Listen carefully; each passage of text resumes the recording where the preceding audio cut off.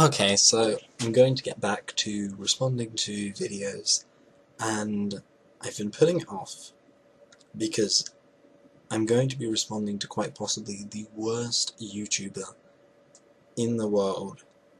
Like, you know the channel that's just a guy laughing as he inflates balloons, and then the balloons pop and he starts, like, just maniacally laughing to himself? That has more academic credibility than the channel I'm responding to.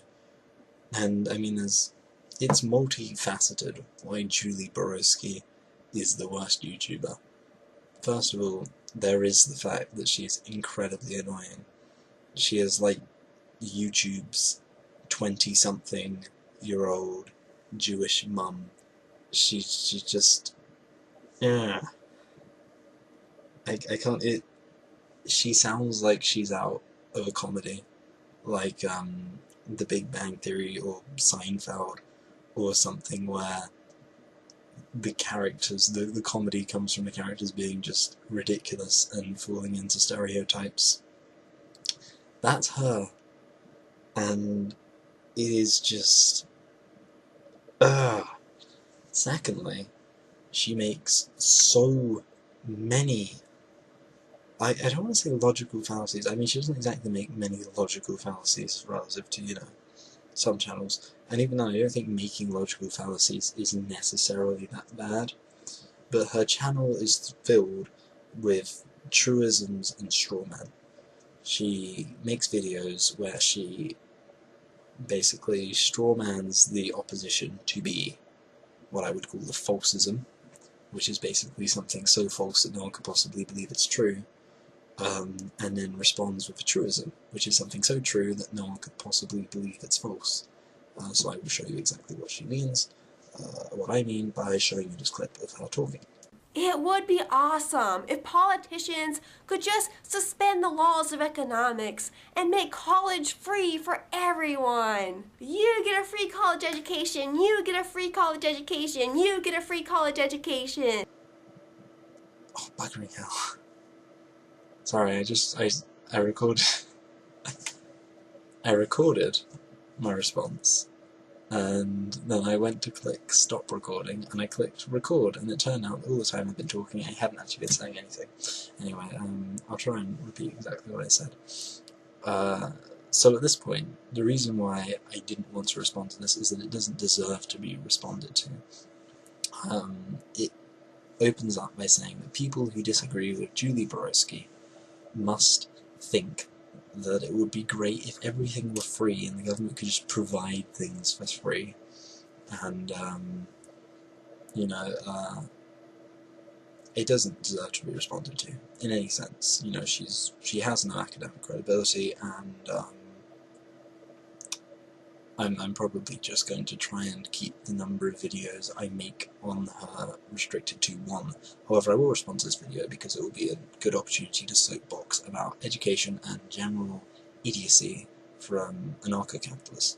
Now, I'm not sure if Julie Borowski is an anarcho-capitalist or a minarchist, because I believe what she does is call herself an anarcho-capitalist or act like an anarcho-capitalist when she wants to seem more radical, and call herself a libertarian, or I think she uses the term libertarian conservative, when she wants to seem sort of more moderate, or when she wants to defend her hatred of liberals, even though nominally speaking libertarians are supposed to be between liberals and conservatives. She actually advocates for a conservative position a lot of the time. So she's not great, she's a bit annoying and dishonest, but let's hear what she has to say. We live in a world with scarcity. There's seemingly unlimited human wants, but we live in a world with limited resources. So why is this a terrible argument? Well, it's a terrible argument because currently we're spending a lot of money on really pointless things. And I'm not going to talk about America here. Well, actually, I'll probably talk about America a tiny bit. America spends... oh, I don't know exactly what it is. I believe it is 60% of their budget on their military. And I think a lot of people would argue that is a poor use of resources, or tax resources. They spend a lot of their money on subsidizing oil. They spend a lot of their money on corporate bailouts. They sacrifice a lot of their revenue on tax cuts for the rich. or not pursuing tax evasion or avoidance by the rich. Now, I don't know exactly what the percentage is here for the US. I would assume it's bigger, although it might not be bigger as a percentage of the budget, I'm not sure. But in the UK, we spend £51 billion a year paying off the interest on our debt, which is about £1.5 trillion. And that would be an example of something that maybe we could stop spending as much money on. So, the point is that no one is necessarily suggesting that we should keep adding to what we are currently spending. And I would argue liberals are much, and I'm not a liberal by the way, but I'm going to assume the position of a liberal for this video.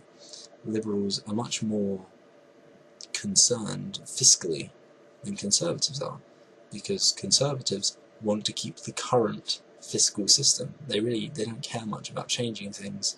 They're mostly happy with the way things are. That's why they're conservatives.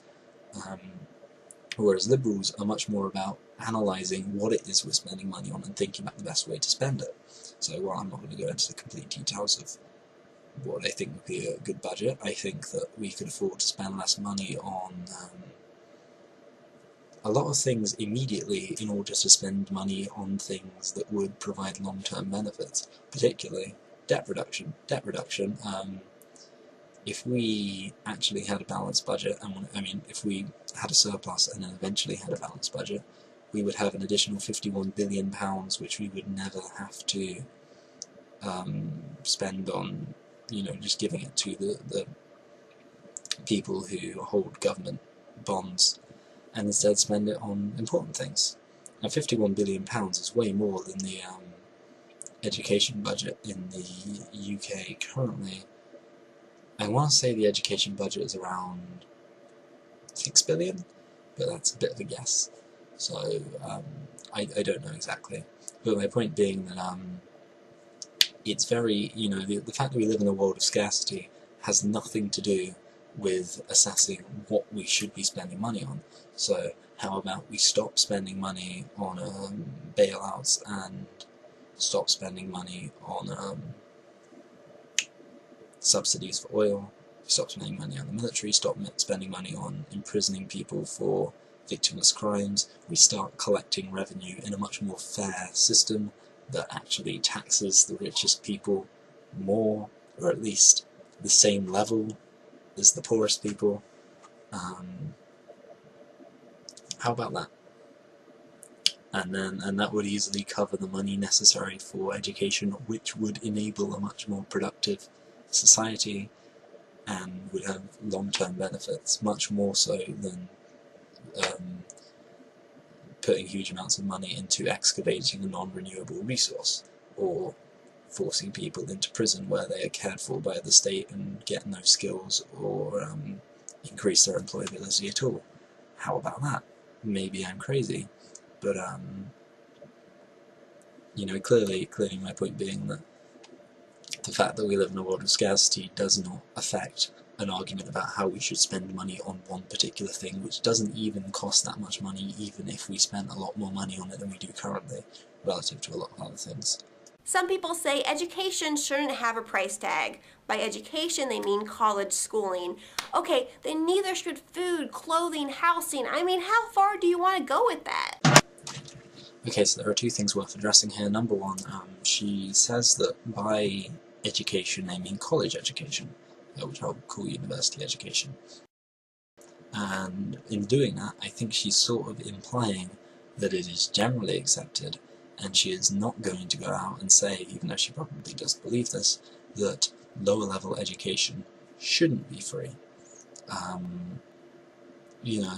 She is criticizing people for wanting free college, university, but she is acknowledging that it is rather uncontroversial and is a big part of our current economy that is relatively, solvent, but to pay for people's lower education.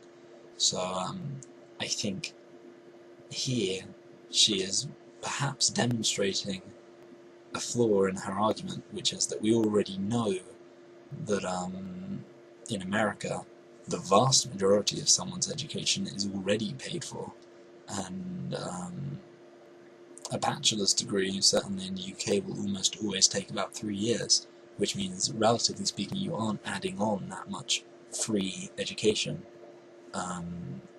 by adding on those 3 years. And of course she's not going to address the fact anywhere in this video that there are countries that are capable of paying for free university for their population. So not only can the vast majority of countries pay for education for the first 17, 18 years of a child's life, but a lot of countries can pay the extra 3, 4, 5, 6 years beyond that. Is that she says if college education should be free, then why shouldn't food and clothing and housing? And first of all, housing is free, or at least made more affordable for a lot of the population through council houses. I don't know if those are a thing in the USA, but they're certainly a thing in other Western capitalist democracies. So I don't see why they couldn't be a thing in the USA if the USA got their act together. Now, with that out of the way, why is it that all these other things shouldn't be paid for, but perhaps education should? And here I would just explain my own personal reasons why I think education should be paid for. And it's because, let's grant for a moment that self-ownership has two implications. Number one, there should be a relative degree of freedom. You should be able to make consumer choices, and you should be able to decide what you spend your money on and where and when and how. So there shouldn't be a system where, for example, everyone gets taxed and then they're all given the same food. It's much more logical to have a free market system where people decide to buy the food that they need and they want. Now, and then the other thing being that self-ownership is a principle of meritocracy, and whether or not you can afford to buy food should probably be determined on how hard you work. Now, with education, there is a difference there. So obviously you should be able to buy food, even if you aren't working currently, just because, I don't think society should leave people to starve. But,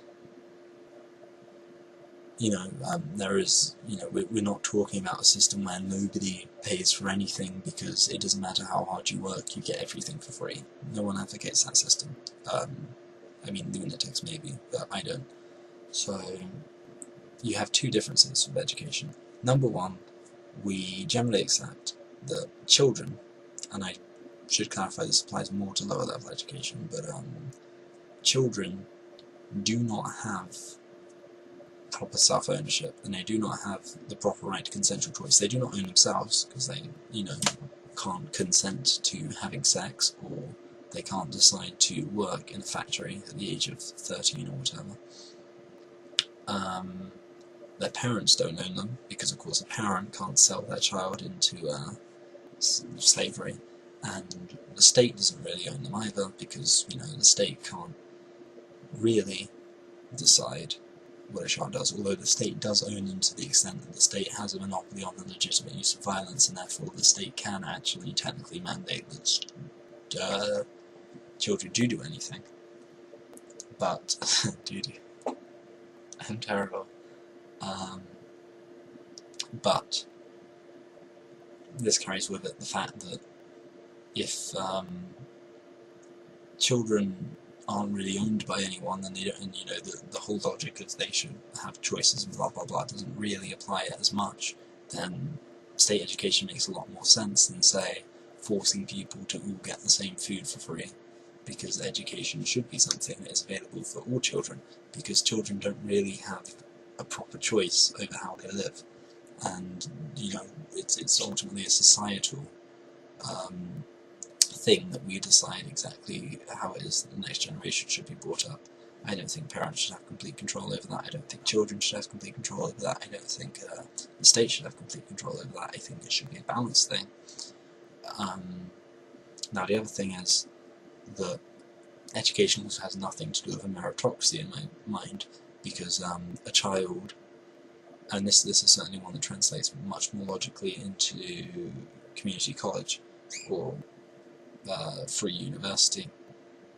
I don't think that someone should have to get a full-time job in order, or a part-time job, to support themselves in the run-up to and during university, or to take out a massive debt in order to pay their way through university, because it was not their choice to be born into a family that couldn't afford it.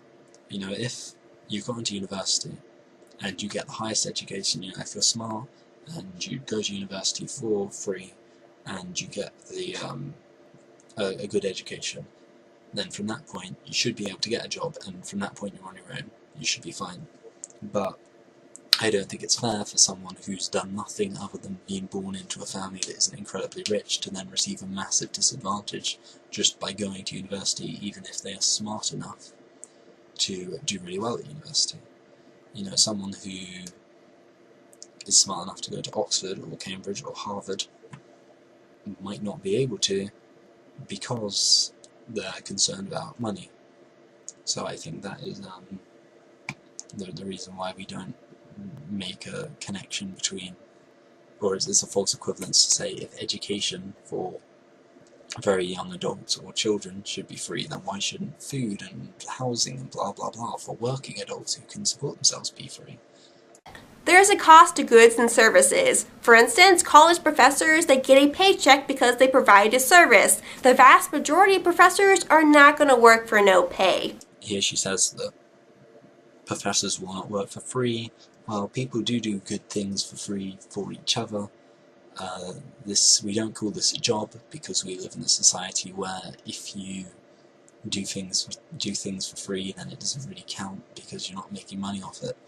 But there is no reason to believe that we couldn't theoretically have a society where people do operate in kind of a gift economy.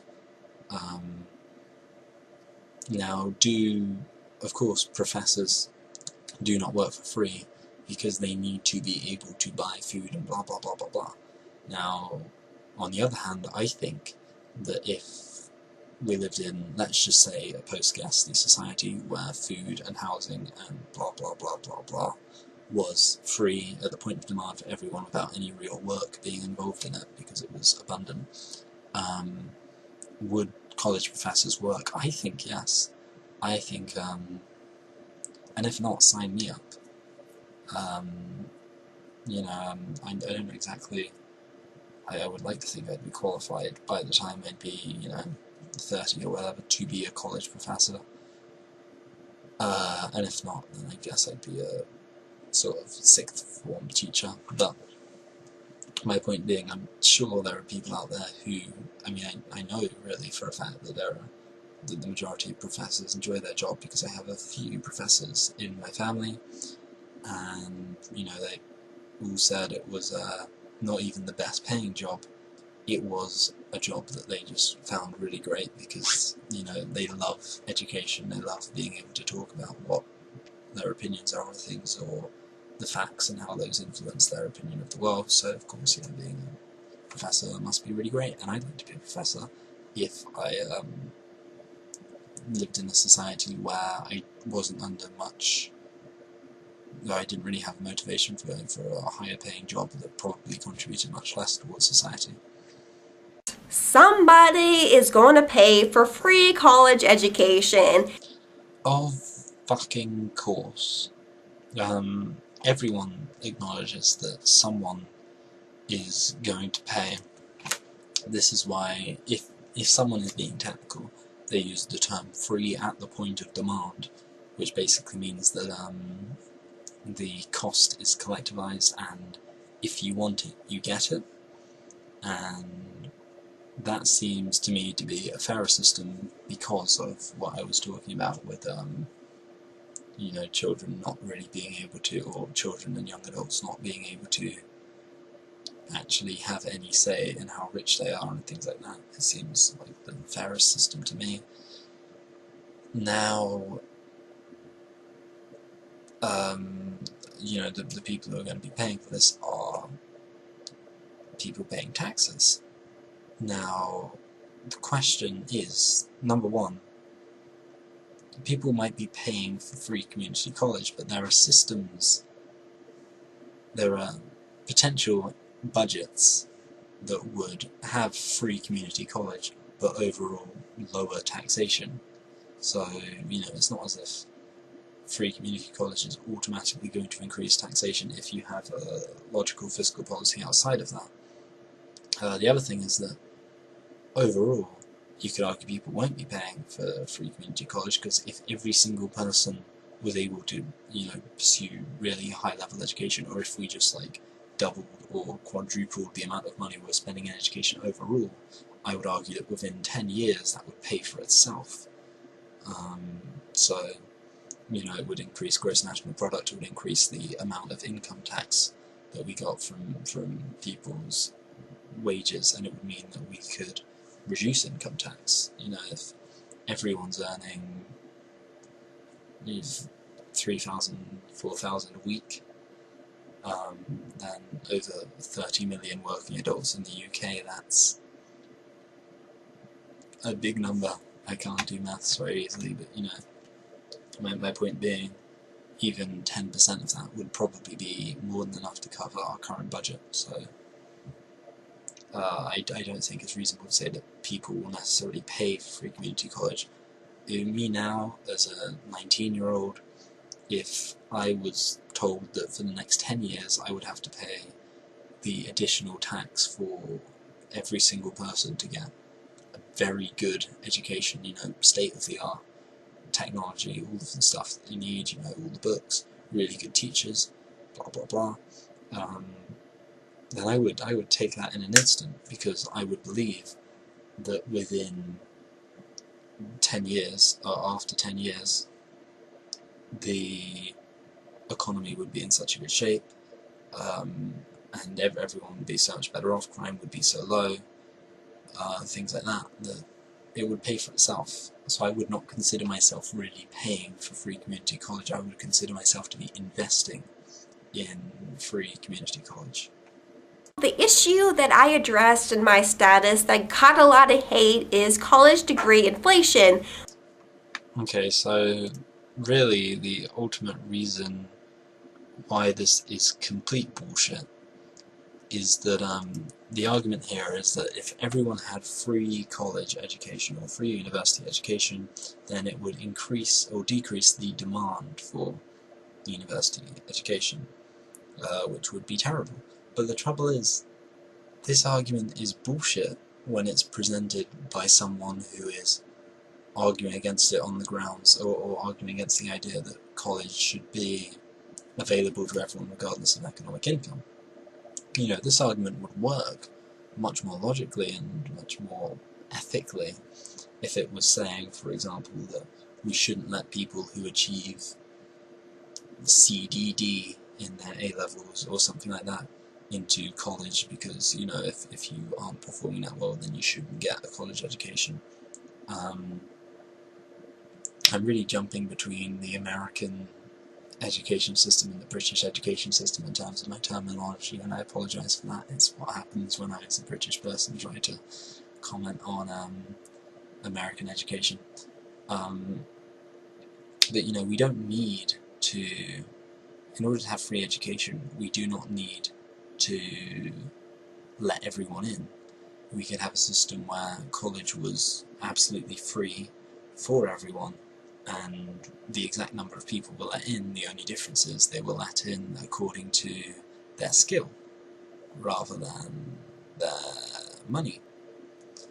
And I think that would be a pretty reasonable system and a pretty fair system. What this person is basically saying is, or what Julie, sorry, I don't know why I said this person, because I'm aware of her name and I've watched more than a few of her videos.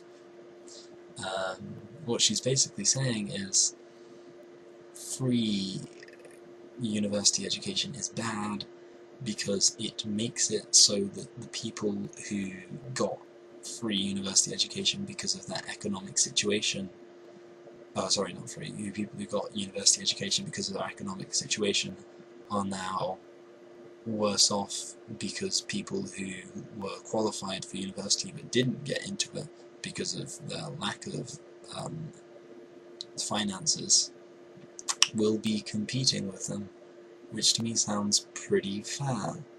If the only reason that you got into university is because your parents could afford it, then you probably deserve to have people who haven't thus far been able to get into university because their parents couldn't afford it get an equal footing to you.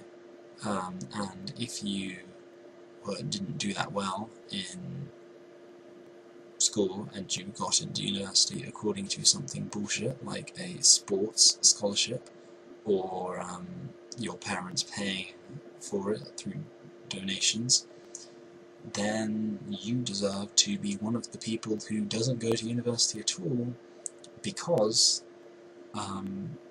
that would be devaluing college education. It doesn't devalue college education when we let poor people in. It devalues college education when we let people who have not earned a college education academically in. Now also I should point out that if everyone had a bachelor's degree, it would still make master's degrees and doctorate degrees valuable. I wouldn't necessarily mind if lots of people got bachelor's degrees and very intelligent people who wanted to actually market the fact that they got a college education in labour negotiations and wage negotiations, went on to get masters and PhDs. That would be fine. So, it's not as if college education is one thing that you either have or you don't have. You have varying degrees of it. So A lot of our parents told us to get a bachelor's degree or at least an associate's degree and we'll be able to find a good job. there's something that I've noticed among reactionaries, and it's a very common rhetorical device, and that is to complain about something in society, a general criticism of society. Like, for example, you will often see reactionaries complain about the way the government works, the way that the NHS works, the way that schooling works, and then on top of that, they will throw in their reactionary view, which of course doesn't really make any sense, because you can be a massive liberal, or you can be a state socialist, or you can be a fascist. I mean, fascists are reactionary, sorry, but you can not be a neoliberal. And you can still disagree with the way the government works, and you can disagree with the way the NHS works, and you can disagree with the way schooling works. You just think that you need to change the way government works, the NHS works, and schooling works. You don't think that it needs to be part of some massive reactionary idea. You see this across basically every single reactionary. You see it with white nationalists, who will often talk about a problem in society like high crime rates, poor education, government services not doing very well, and then they will inexplicably relate this to their own racist views about real evidence. And you see it with all types of conservatives, religious fundamentalists, and neoliberal capitalists.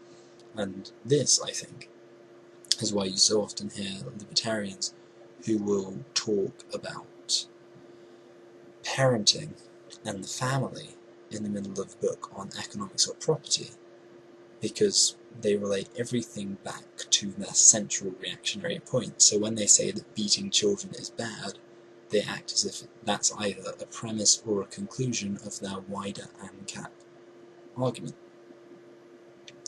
And I find this weird, because I believe that a lot of the things the government does should be reformed, and I have a lot of ideas.